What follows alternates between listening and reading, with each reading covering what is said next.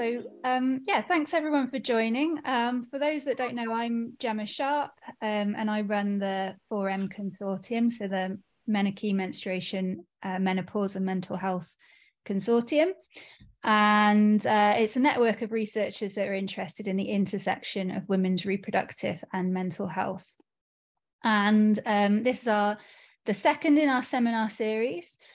And we're really lucky to be joined today by Dr. Thomas Reilly, who's a specialist registrar in psychiatry at South London and Maudsley. And he is also starting an MRC clinical research training fellowship and a PhD at the University of Oxford. And Thomas is going to be speaking to us today about the menstrual cycle in psychosis. So you should be able to put questions in the chat. Please feel free to add questions as we go. And then when Thomas finishes, I'll check the chat. You can also have more of a opportunity to add questions then. And and I'll put those questions to Thomas. So yeah, thank you very much. And Thomas, are you ready to go? Yeah, sure. Great, thank you. So I'm just going to share my screen now. Hopefully you can see it. Yeah. Yeah. Okay. Well, thanks so much. And thanks, Gemma, for inviting me to speak here today. I think it's an amazing initiative that you've set up.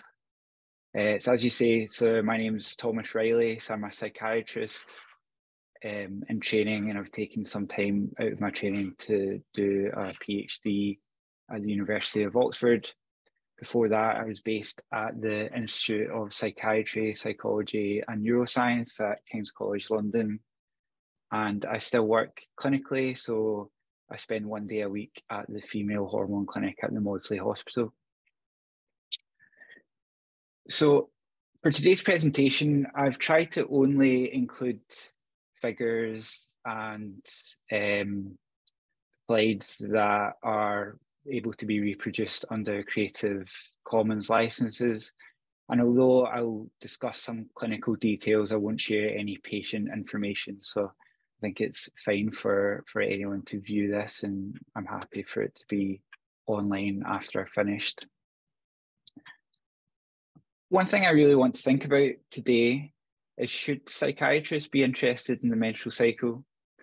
And maybe some of the audience will already have views as to whether they should be.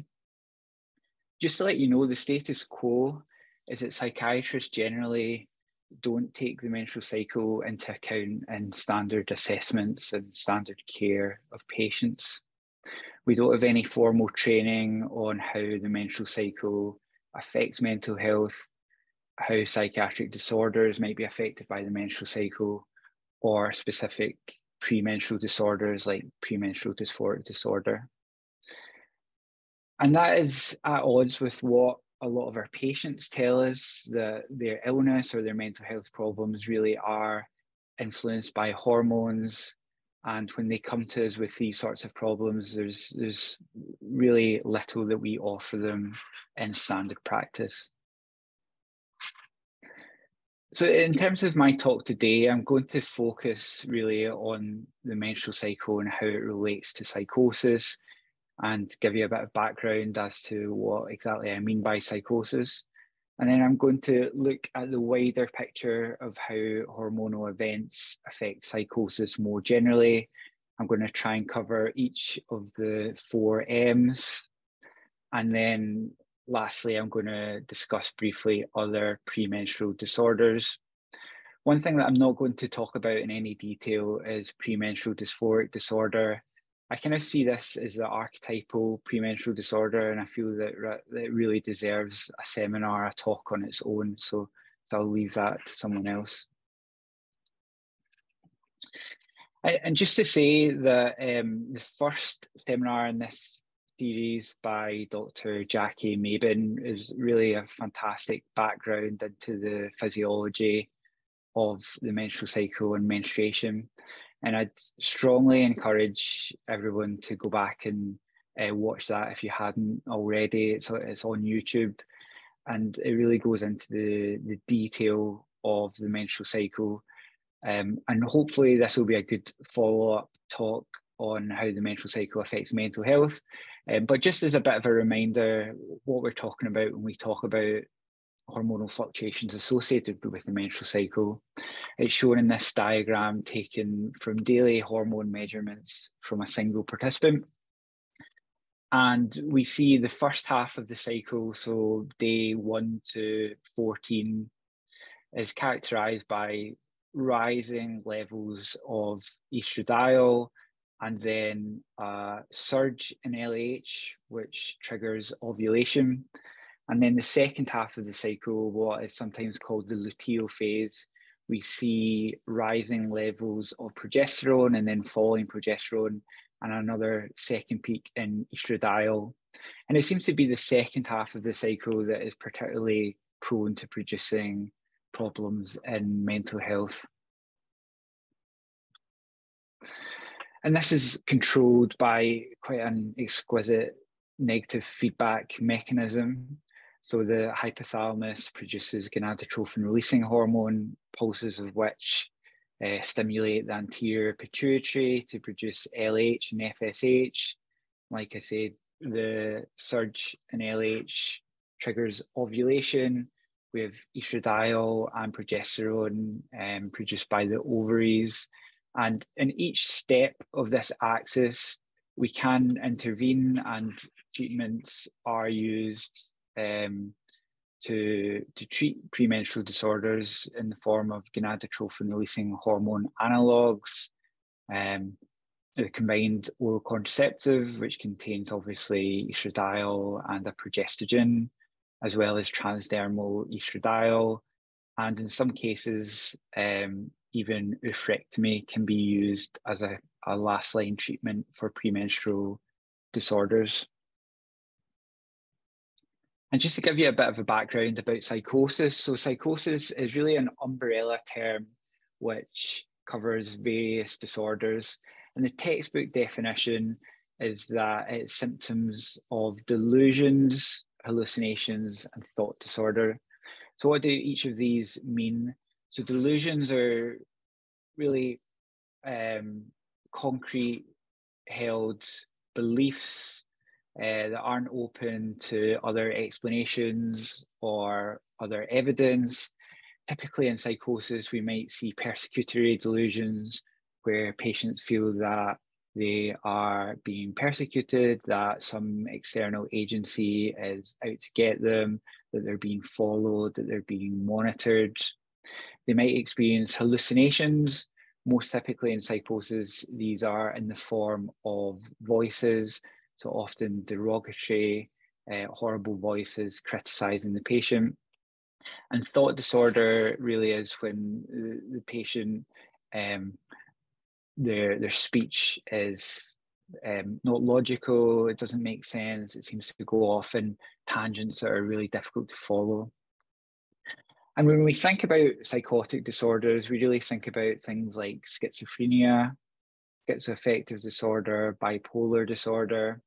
And it's often difficult to tell exactly which category patients will come under when they first present. So we often talk about a patient experiencing their first episode of psychosis and not necessarily giving them a formal diagnosis when they first come into contact with psychiatric services.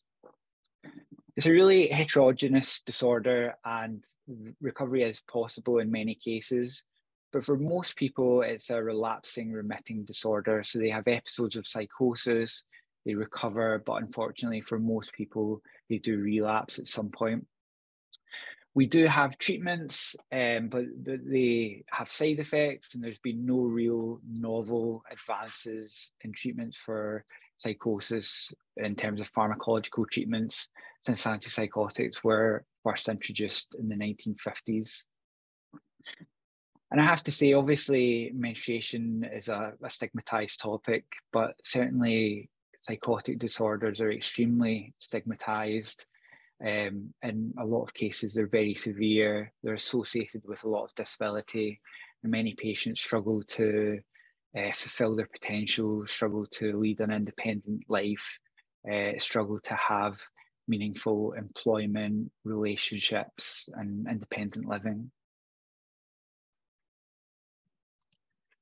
So the idea that the menstrual cycle might be important in psychosis isn't a new idea.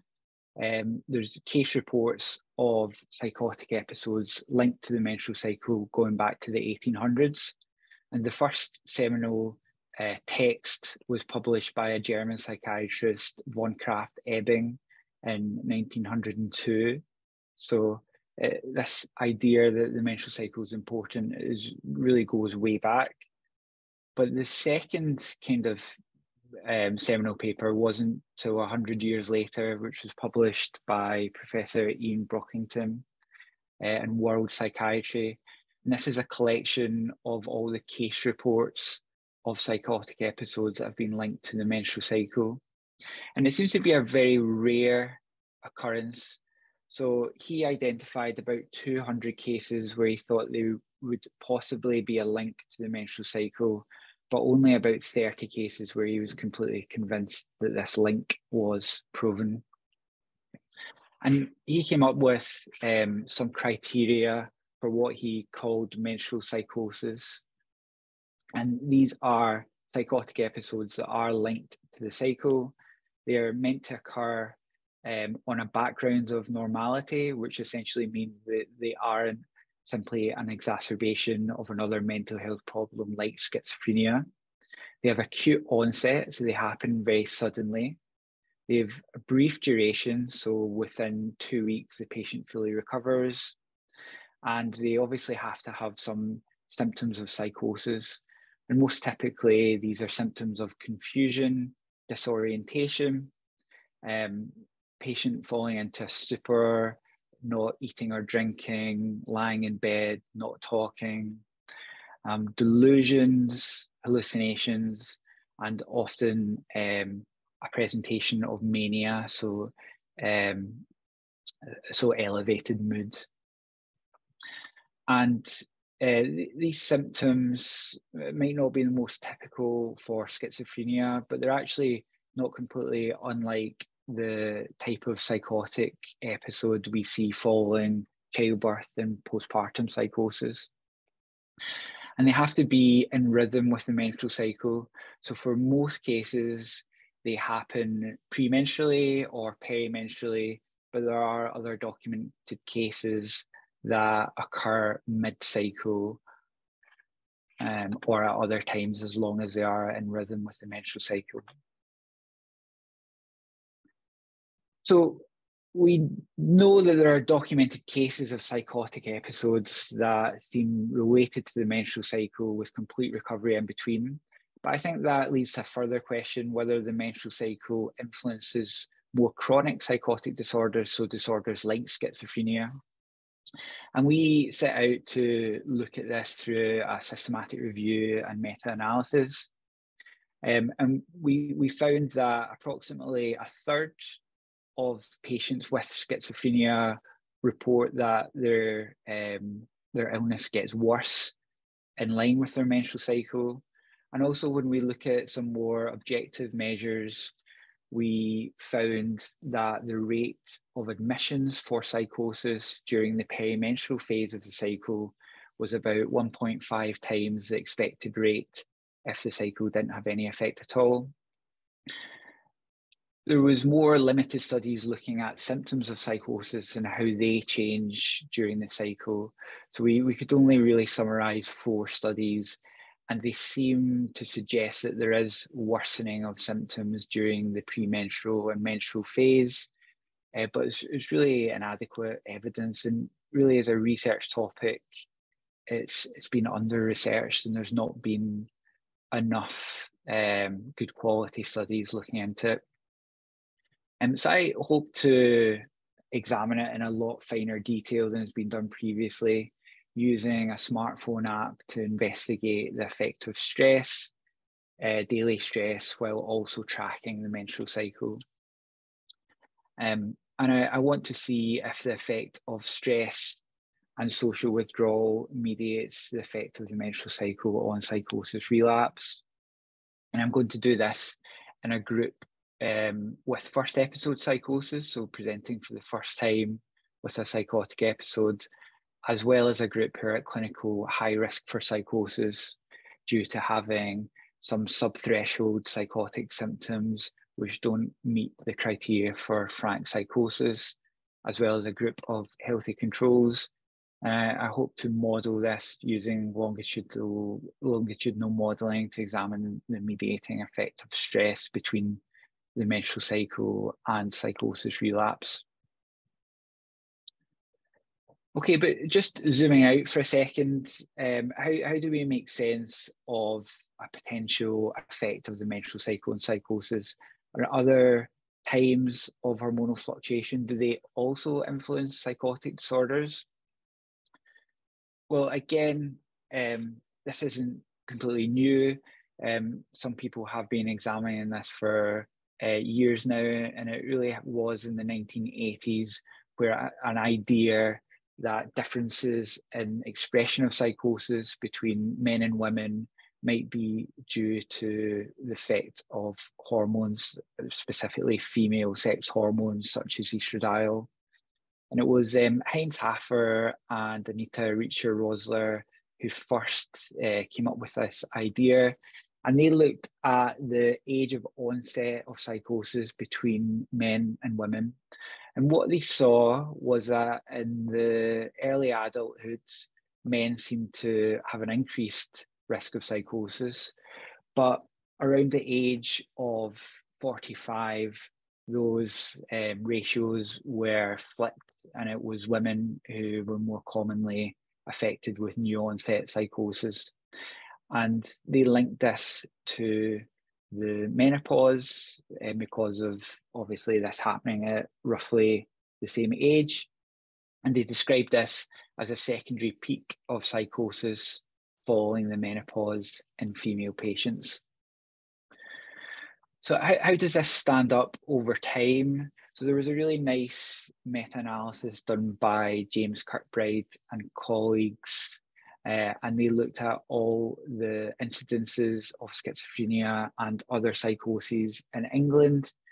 And they report that they found this secondary peak in onset in women after the age of 45 years.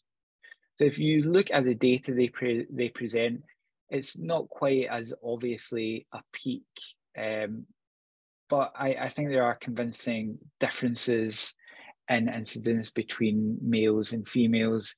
You can see a big difference in the 20s that men have a much higher incidence of psychosis. And then again, after the age of 45, new onset psychosis becomes more common in women compared with men. And thinking about another menarche, is there an effect of menarche on psychosis? So in general, schizophrenia in young people, children, adolescents is thought to affect boys more than girls.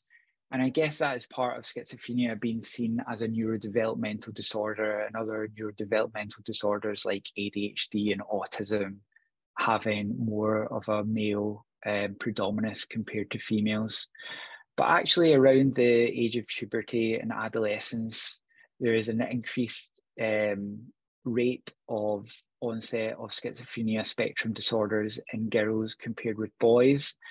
And I can't present the graph from this patient because it's not licensed to be shared, but I would encourage you to go and look at the study itself. And we certainly were interested in that, and we wrote to the journal to say that it potentially is significant that girls seem to have a higher rate of psychosis than boys around the age of puberty. And how I don't think this is officially part of 4M, but I think postpartum is another important event of hormonal fluctuation and is really important in psychosis research. So postpartum psychosis is a very distinct psychiatric disorder. So it's often called one of the only psychiatric emergencies where there's a sudden onset of psychosis, typically within the first few weeks following childbirth. And it often poses a risk both to the mother and her baby. So it's really an important disorder for us to be aware of. And this study by Claire Taylor and colleagues at Maudsley showed that it really is within the first month in particular that there's an increased risk of relapse for a variety of psychotic disorders. So putting this all together, Anita Reacher-Rosler really was probably the first person to come up with what she called the estrogen protective hypothesis. And this states that estrogen is protective for psychosis, and also on the other hand, states of low estrogen are a time of increased risk for new psychotic episodes, but also worsening of psychosis. And this kind of explains the later age of onset of psychosis in women, second peak of incidence following the menopause, and withdrawal of estrogen triggering psychotic episodes. So both in physiological withdrawal of estrogen, such as in postpartum psychosis, or episodes of psychosis related to the menstrual cycle, but also when exogenous estrogen, so hormonal medication, for example, is withdrawn, there's been case reports of episodes of psychosis.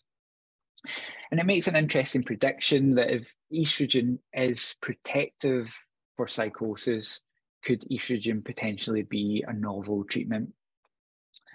And this has been investigated. So Jayashree Kulkarni and the University of Melbourne really did the early research and early trials, but it was confirmed by this randomized controlled trial published in JAMA Psychiatry in 2019, published by Mark Weiser, and he found that there was a positive effect of adjunctive estradiol given through a transdermal patch in schizophrenia.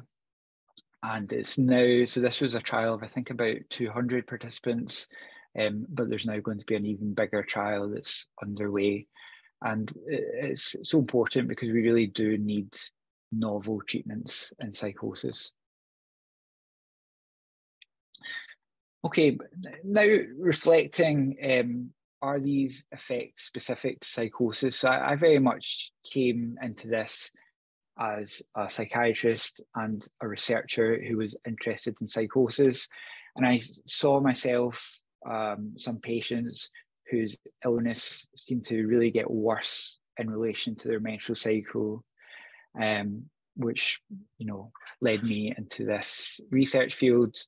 But it also made me think, are these effects just related to psychosis, or do they also affect other mental disorders? And I was really lucky to spend time working at the female hormone clinic at the Maudsley Hospital, which is run by Professor Michael Craig, and also has input from a gynecologist, Mr. Michael Marsh, who sees a variety of mental health problems that are related to hormonal events, so either the menstrual cycle or the menopause. And just summarising referrals to this clinic, so as you can see, out of all the referrals, 146 were a problem related to the menstrual cycle. And this was the sample we used for further analysis. And we found that about 2/3 of patients presenting to the clinic were diagnosed with a menstrual problem, premenstrual dysphoric disorder. But interestingly, almost half of them had premenstrual exacerbation of another underlying psychiatric disorder. And in about a quarter of the patients, it was unclear whether the primary diagnosis was premenstrual dysphoric disorder or premenstrual exacerbation of an underlying psychiatric disorder. And notably, less than a quarter of the patients had no comorbid psychiatric diagnosis. And out of these, depression was the most common comorbidity. So obviously, I'm kind of making the case that psychiatric disorders in general can be exacerbated by the menstrual cycle, and that in patients presenting with premenstrual dysphoric disorder, they often have another comorbid psychiatric diagnosis. This clinic is very selective to patients who might already have a mental health problem or a psychiatric diagnosis. But in general, just looking at the population who have premenstrual dysphoric disorder, other psychiatric comorbidities are very prevalent. And again, it seems to be depression that is most prevalent, affecting, up to half of patients who have a diagnosis of PMDD. And just summarising it in a slide, you can see that depression and bipolar disorder are the most common comorbidities. And then anxiety disorders, neurodevelopmental disorders like autism, ADHD, personality disorders, and actually schizophrenia spectrum disorders, which I was most interested in, are one of the least commonly diagnosed comorbidities in patients presenting to this clinic. And I don't think that necessarily says that the menstrual cycle isn't important in schizophrenia. I think it probably reflects more the fact that this is a tertiary referral service that unfortunately patients really have to push and go back to health professionals to get a referral to.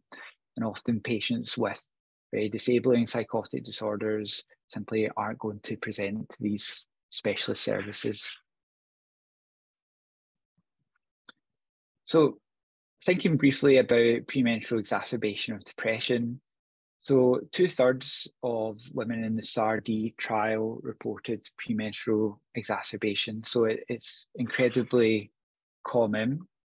And in our clinic, 90% of premenstrual exacerbations were of depressive symptoms. So both in depressive disorders, major depressive disorder, and also in bipolar disorder. And in our clinic, almost 60% of the patients with depression had menstrual exacerbation of that depression.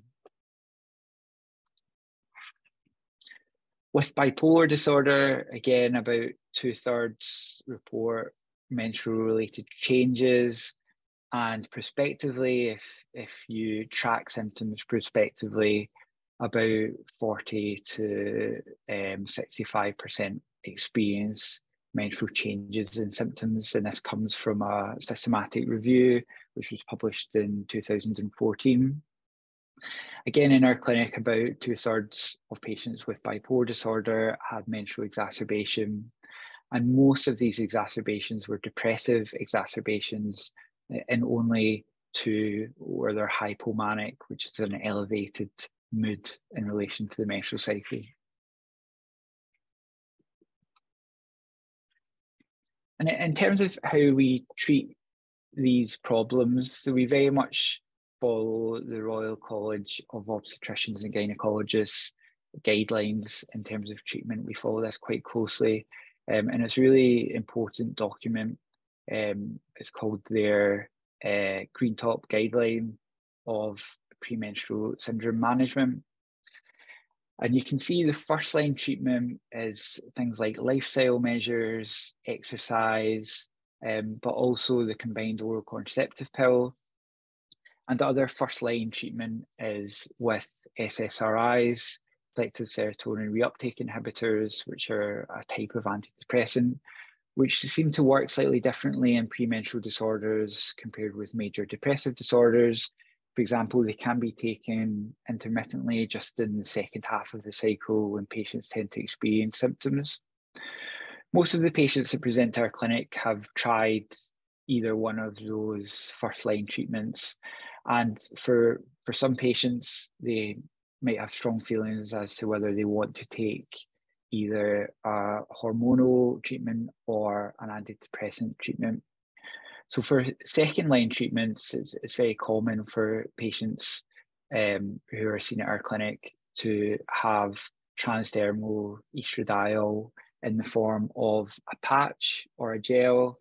And obviously it's important not to give unopposed estrogen because it can increase the risk of uterine cancer. So it has to be given with progesterone protection.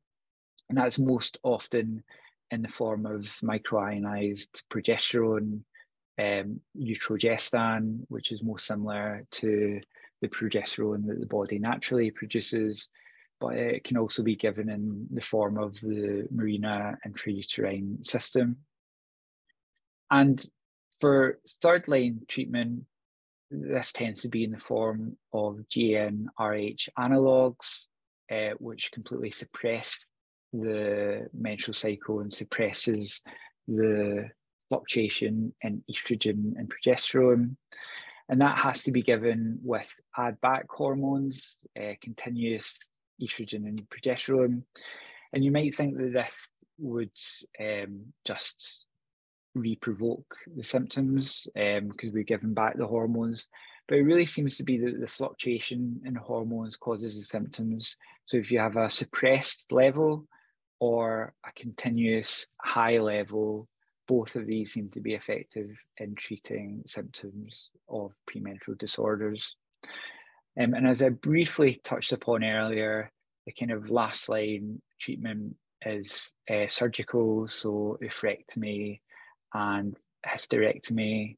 And again, that has to be given with add-back HRT. But if the uterus is removed, that might just be in the form of continuous estradiol. Okay, so just to conclude, I hope I've given a good overview about why hormonal fluctuations are relevant across psychiatry and why really all psychiatrists who are seeing female patients should have some knowledge and interest on the effect of the menstrual cycle and other hormonal fluctuations in mental health. And I think even more than that, it might give us clues to the pathophysiology of these disorders, and it might also suggest novel treatment approaches, as has been shown through the use of transdermal estradiol in schizophrenia. And finally, I hope you don't mind me firstly acknowledging the various supervisors that have helped me, Professor Philip Maguire and Alexis Cullen at the University of Oxford, Michael Craig, who really sets up and runs the female hormone clinic at the Maudsley, Tori Eisenlohr-Mule, who is a fantastic researcher at the University of Illinois in Chicago and really spearheads the PMDD initiative, which is really good. You should also check out International Association of Premenstrual Disorders. And finally, Ian Brockington, who did a lot of the kind of pioneering work on menstrual psychosis. And finally, I hope you don't mind me also plugging my newsletter, where I often write about research relating to hormonal fluctuations and its relevance in psychiatry. Okay, so I'm going to stop sharing my screen now, and hopefully you're still there, Gemma. Yeah, great. Thank you so much. That was really, really fascinating. Thanks very much. Yeah, so as I said before, anybody has any comments or questions, and please do put them in the chat. There's been an interesting conversation in the chat, actually, that I'll start by putting to you. So one point is that I don't know if you've done anything on this or come across any literature on this yourself, but about trans women taking hormone therapy developing similar cyclical mood disturbances. So I guess the first question is, have you come across that yourself in your work, or would you come across that yourself considering the patients that you're seeing? And then there's a discussion as to whether that would be kind of plausible considering the cyclical nature. And so and Sally's left a long comment there with lots of really useful and interesting information based on her research. And one thing that I want to pick up from that is the role of inflammation. And I wondered again if you've come across anything in terms of menstrual psychosis in relation to inflammation as a potential mediator. So yeah, two questions. So yeah, around trans women and cyclical symptoms and around inflammation. Okay, I think these are interesting questions, and they're somewhat outside my area of expertise. So at our clinically, we don't treat trans women taking hormone therapies, because I guess this is a kind of another subspecialty, and there are specific gender identity clinics who I think would be more commonly treating patients with these problems. But it does make sense to me that there would be similar cyclical mood disturbances, because I don't think any of these problems with hormones are exclusively to natal females. And certainly even studies on hormonal contraception for men who, males who identify as men who have taken, for example, progesterone in trials for contraception, also seem to experience adverse effects in mood. So I know that doesn't really answer the question, but I think clinically it's probably outside my area of expertise. But I don't think there's any reason to think that similar effects of hormones won't affect anyone, no matter what their gender is. Okay, and then the other question about inflammation. Yeah. So there's sort of interaction between sex hormones and the immune system and inflammation. I don't know if you've come across any literature on that. Yeah, I hate to say, but I think that's another good question, and I'm probably not the best person to answer a question on it. There's there's big effects of the immune system, particularly during pregnancy. The immune system is obviously suppressed because the fetus has to be tolerated, which is effectively to the body, it's a sort of form of a foreign object in the body. Following childbirth, there seems to be an increase in bounce back of the immune system, and that can often cause immune related problems. So things like thyroiditis becomes extremely common following childbirth. And there is a theory that postpartum psychosis might also be caused, or the immune system might be important in postpartum psychosis. And there was a really nice review by a researcher at KCL, Katie Hazelgrove, about the effect of the immune system in postpartum psychosis, which I'd really direct people to look into if they have an interest in this area. But specifically in the menstrual cycle, I'm not aware of any good research linking the immune system and the effect of the menstrual cycle in psychosis.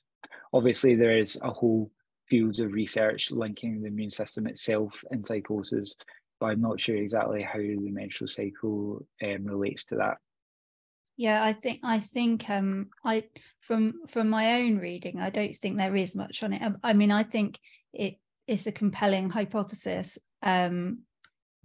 because a lot of the physical symptoms of PMS are related to inflammation. So I'd be super interested in finding more research on that. But I think there is a bit of a disconnect between the work on inflammation and mental health and linking that to the menstrual cycle. So yeah, hopefully something for future and for some 4M members, hopefully. So next question. So where does progesterone intolerance fit into this? Comes from Alice. So yes, that's a really good question. So a lot of the patients we see at our clinic have progesterone intolerance, and it seems to be particularly the case for patients with PMDD that when they have progestogen in the form of hormonal contraception, so particularly the progestogen-only pill, the implant, the injection, they have a really negative dysphoric reaction. So it really has a massive impact on mood. And there's a feeling that it's particularly synthetic progestogens that cause these reactions rather than the same progesterone that is produced in the body naturally, so estrogen or progesterone. And as to why certain patients are particularly sensitive to these progestogens, I don't think is really well known. But we do know that from population studies, it really seems to be progestogen only pills rather than the combined pill that has the worst effect on mood in terms of big population studies.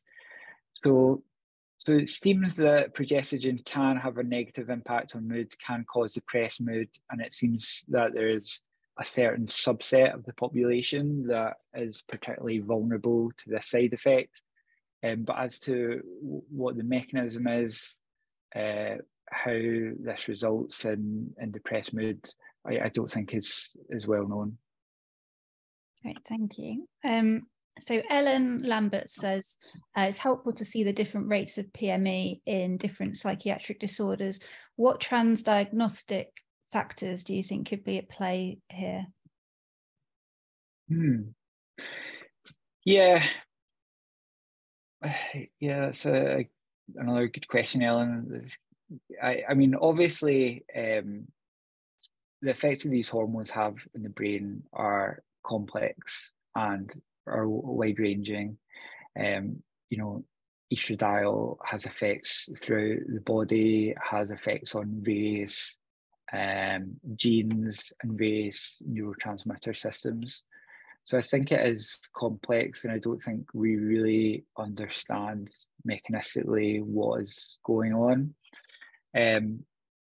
But all we can say at the moment is that it does seem to be a transdiagnostic effect. It's most common in affective disorders like depression or bipolar disorder, but almost any mental health disorder, any psychiatric diagnosis that's been looked at has shown menstrual exacerbation in some studies or some case reports. And it can be as diverse as conditions like ADHD, getting worse in the premenstrual phase of the cycle, and patients, having to increase the dose of their ADHD medications is another thing that we see commonly in the clinic.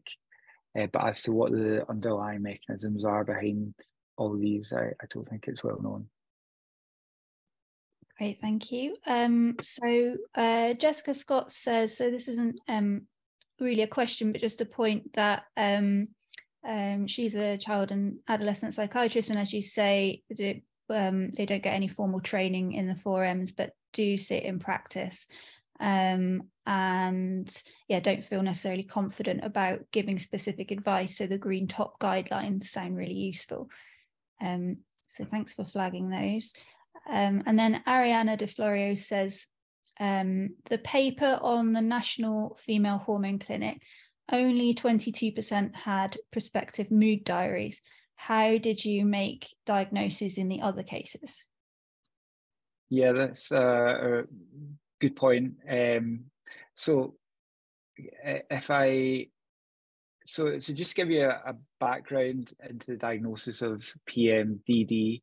So it's a new diagnosis that has just been included in DSM-5. So before that, it wasn't an official diagnosis. It was only a disorder for further study. And according to DSM-5 criteria, you can only make a confirmed diagnosis of PMDD if you prospectively track symptoms over 2 menstrual cycles. And the reason behind that is that if you just ask a patient about symptoms in a kind of one-off cross-sectional manner, it doesn't agree well with prospective tracking of symptoms. So if you just do a one-off assessment, a diagnosis of PMDD is said to be provisional, so it's not confirmed. So you can only confirm it over 2 menstrual cycles tracking symptoms. PMDD has also been included in ICD-11, and there isn't the same stipulation that symptoms have to be tracked over 2 menstrual cycles, but it's still suggested that symptoms are tracked prospectively. So I think this is important to make very accurate diagnoses, particularly for research purposes, to track symptoms over 2 months. But in clinical practice, it's often quite difficult to make a diagnosis in this way. For a lot of patients, they aren't experiencing menstrual cycles either because they are already on some form of treatment or for another reason, or they can't actually complete the symptom diaries over 2 months. And in those cases, there might be other suggestions and other clues to the diagnosis.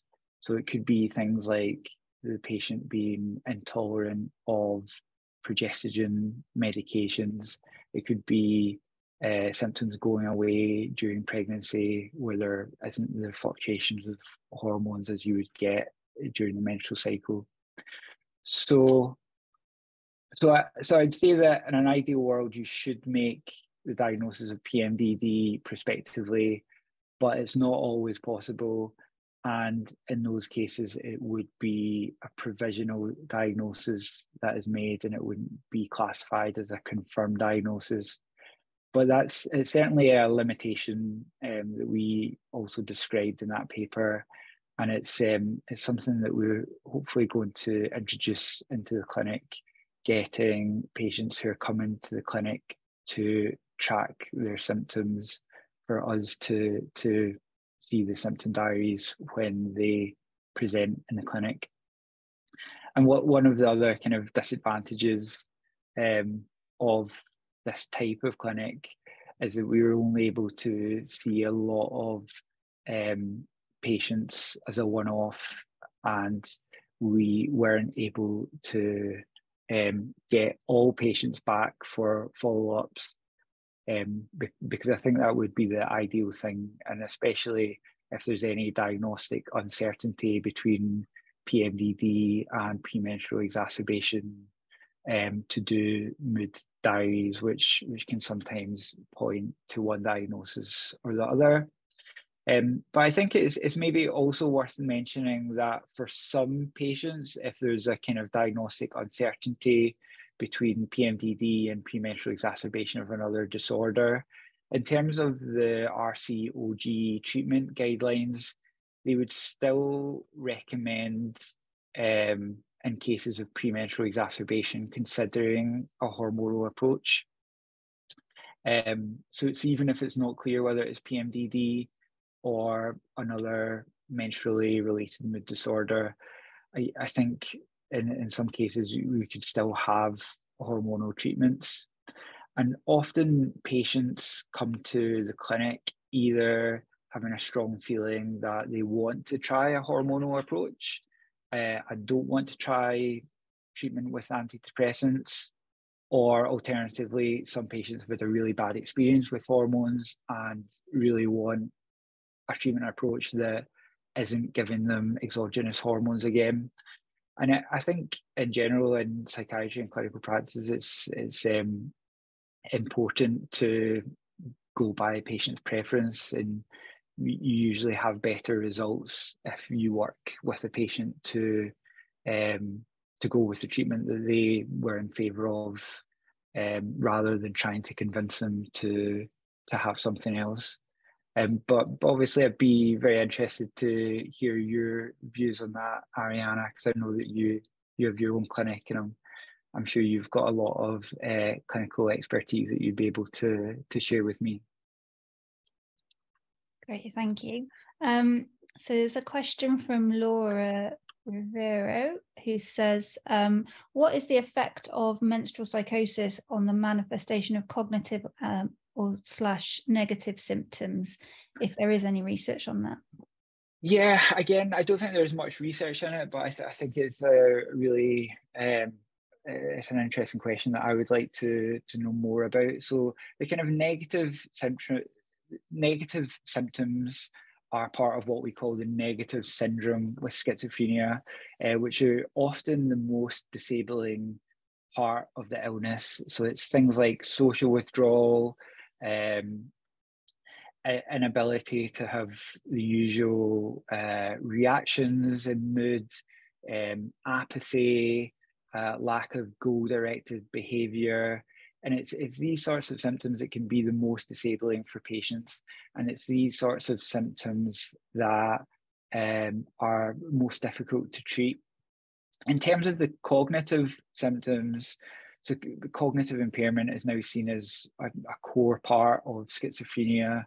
And we see problems in cognition even before patients develop the illness of schizophrenia. So it's seen even if we look into the childhoods of patients who later go on to develop schizophrenia.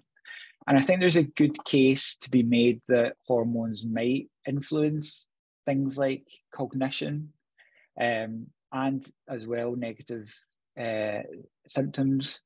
So obviously, cognition is one of the diagnostic symptoms of PMDD. So problems in concentration and problems in memory is one of the diagnostic symptoms. So obviously there is something going on. And we know that estradiol also has a big effect on cognition. So it's generally thought to be positive, to have a pro-cognitive effect, but obviously it's more complicated than that, and it has different effects on different cognitive domains. Another time of hormonal fluctuation, perimenopause, is also associated with subjective cognitive difficulties in concentration, difficulties with forgetfulness. So I think there's a good case to be made that we should be looking at cognitive impairment and how that fluctuates in schizophrenia with the menstrual cycle, and also how it's affected by perimenopause. I think there is also a case to be made that things like social withdrawal is affected by the menstrual cycle and menopause, and that should be looked at as well. But to date, it's not been a big focus of research, and I don't think there has been high quality research done looking at it. Great, thank you. And then I suppose linking into some of those sociocultural factors. So Julia Lombardo says, did you look at childhood trauma? Was it associated with the exacerbation of those psychiatric symptoms and or with immune system or sex hormone dysregulation? Yeah, so it wasn't looked at by the studies that we included in our systematic review, but obviously childhood trauma is associated with PMDD, so I'm sure there is a link there, but again, the research just hadn't been done in terms of psychosis. Childhood trauma is a risk factor for psychosis, and it would be interesting to explore that link. Yeah, great. Yeah, I agree. So I think that's it for the questions in the chat. But I had one thing which was just around, I wonder if you see any in your clinic or the clinic you're working in, do you see obvious sort of cultural or social patterns in the women that are presenting to the clinic. I'm thinking about so I teach a course on women's mental health, and we come at it from a very biopsychosocial approach. So we consider the hormones, but then we also consider the psychosocial factors. And I'm just wondering if you see any kind of demographic, clear demographic or socio-demographic factors that seem to play into, I guess, presenting to your clinic. Yeah, so I mean, I think it's difficult. I think with any kind of specialist tertiary clinic, the sorts of patients who are able to get a referral and be seen in these types of clinics are often high functioning in many spheres of life. And although in our clinic, the patients that we see are very disabled by premenstrual symptoms, at other times, these patients are usually very high functioning, are usually able to hold down often very demanding jobs, and have really quite high levels of education. And comparing that to the kind of typical population who are affected by psychosis, it's often, as I've said before, quite severe in terms of the disability that's associated with that disorder. It's often patients aren't able to work or aren't able to complete education. So I think the population demographics who are affected by psychosis, particularly in the kind of inner London city area, are very different from the patients who get a referral to our hormone clinic. And it's quite striking. So for me, that says that we have to have psychiatrists who are, treating patients with psychosis in generic mental health services and generic CMHTs, to have an ability to ask about the effect of hormones and the effect of the menstrual cycle, and to have the ability to kind of address those needs. Because I think with the typical population who are affected by psychosis, they're not necessarily going to have the same ability to advocate for themselves and to really push that these hormonal factors are a major issue, compared with the sorts of patients who are able to kind of to get referrals to more specialist services for hormonal disorders. So yeah, I don't know if that answers your question, Gemma, but I think there are big cultural and big socio-economic factors at play, and I think there's a big difference between the typical patients who are affected by psychotic disorders and typical patients who are seen in this clinic. Okay, yeah, brilliant. Yeah, that does answer my question. Thank you very much. Okay, I think that's it. Oh, and we're dead on time as well, so that's great. So yeah, thanks so much, Thomas. It was really a really fascinating talk, and from the discussions in the chat, I think everybody would agree with that. So just to let everyone know, the recording of this will, once I've edited it, will go onto YouTube, so that will be available afterwards. And yeah, thanks again, Thomas, so much, and thanks to everyone for coming. And yeah, hopefully see you for the next one, which we'll be advertising on Twitter soon. Okay, thanks, Gemma. Thank you.